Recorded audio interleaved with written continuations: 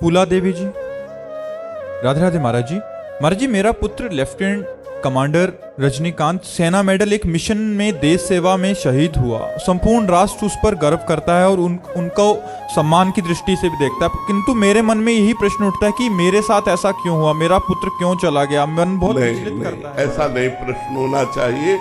आपके जैसे हजारों माओ के पुत्र हमारे राष्ट्र की रक्षा में बलिदान हुए। धन्यवाद है, आपका मां होना सफल हुआ कि आपकी कोख से ऐसा पुत्र पैदा हुआ जो हमारे राष्ट्र की सुरक्षा में बलिदान हुआ।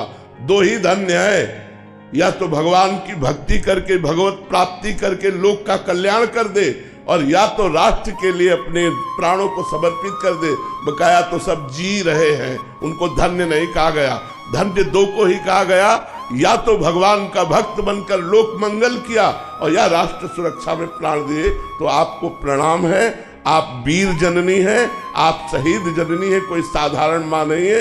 इसलिए आप प्रसन्न रहिए। और आप जैसी हमारे भारत में हजारों माताएं हैं जिन्होंने अपने पुत्रों को राष्ट्र सेवा में बलिदान किया, और इसीलिए हम आर्मी को सबसे ज्यादा प्यार करते हैं, हृदय से प्यार करते हैं और सम्मान करते हैं। और हम भारतवासियों से प्रार्थना करते हैं कि आर्मी के जवानों को सम्मान करो, जिनकी सुरक्षा में आप चैन से सोते हो, जिनकी सुरक्षा में आप आनंद से जी रहे हो। अगर उनकी सुरक्षा ना हो तो यहाँ सुरक्षित हो जाओ। हमारे आर्मी के जवानों का जीवन संत और सैनिक एक ही राशि है। एक संत जैसे कठोर से कठोर तपस्या करके जगत मंगल करता है, ऐसे कड़े से कड़े शासन में, कड़ी से कड़ी सर्दी गर्मी धूप में ये सब कुछ सहते हुए हमारे राष्ट्र की सुरक्षा में। इसलिए हम प्रणाम करते हैं आर्मी के जवानों को, और सब भारतवासियों से प्रार्थना करते हैं कि वो सम्मान की दृष्टि से देखे, नौकर की दृष्टि से नहीं। अगर बिल्कुल भजन न करे और राष्ट्र सैनिक युद्ध में मारा जाए तो वो वीर गति को प्राप्त होकर स्वर्ग को जाता है, और यदि कहीं राधा कृष्ण नाम लेकर के शरीर छोड़े तो परम धाम को जाता है। ये साधारण नहीं है, वंदनीय है, प्रशंसनीय है। विवेक जी उज्जैन से। राधे राधे महाराज जी। महाराज जी, क्या कर्म के द्वारा नियति को बदला जा सकता है? नहीं, जो पहले से निश्चित हो चुका है वो इतना हो सकता है कि जैसे 100 थप्पड़ लगने हैं तो 10 में निपट जाएगा, लेकिन लगेगा। 100 थप्पड़ लगने हैं तो 10 में निपट जाएगा, पर 10 पड़ेंगे, उसको बदला नहीं जा सकता।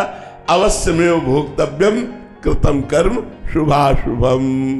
जो शुभ अशुभ कर्म का परिणाम प्रारब्ध बन करके आया है वो भोगना पड़ेगा। भजन से ये है कि उसका परसेंटेज कुछ कम हो जाएगा और भोगने की सामर्थ्य मिलेगी, बड़े प्यार से निपट जाएगा, लेकिन उसे टाला नहीं जा सकता। नहीं, बड़े बड़े सिद्धों के शरीर में रोग पाए गए। रामकृष्ण परमहंस जी को गले का कैंसर था, भाई जी हनुमान प्रसाद पोद्दार जी को उदर का, बहुत से संतों में ऐसा पाया जाता है बड़े बड़े रोगों से ग्रसित, तो अपनी नियति को बदल सकते हैं। उनमें इतना भजन है, लेकिन नहीं, उन्होंने नियति को स्वीकार किया, भोग दंड रूप से स्वीकार करके भजन के बल से वो इसे पार कर गए, लेकिन नियति को बदला नहीं। जो बदल सकते थे, और जिनकी सामर्थ्य नहीं तो बदल ही नहीं सकते, जिनकी सामर्थ्य थी वो भी नहीं बदले। जैसे भगवान स्वयं राम है,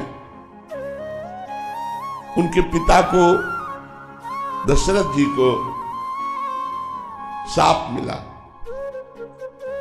जैसे मैं अपने पुत्र के वियोग में तड़प रहा हूं, वैसे तुम अपने पुत्र के वियोग में तड़प कर प्राण त्यागोगे।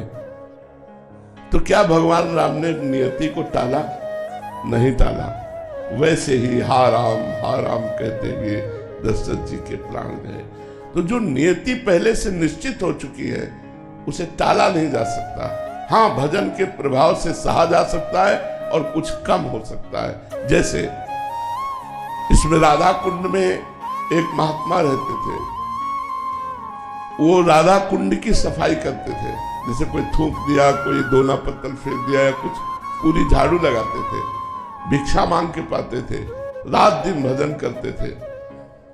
एक दिन उनके सामने एक काला पुरुष प्रकट हुआ और कहा मुझे स्वीकार करो। तो उनका तुम कौन हो?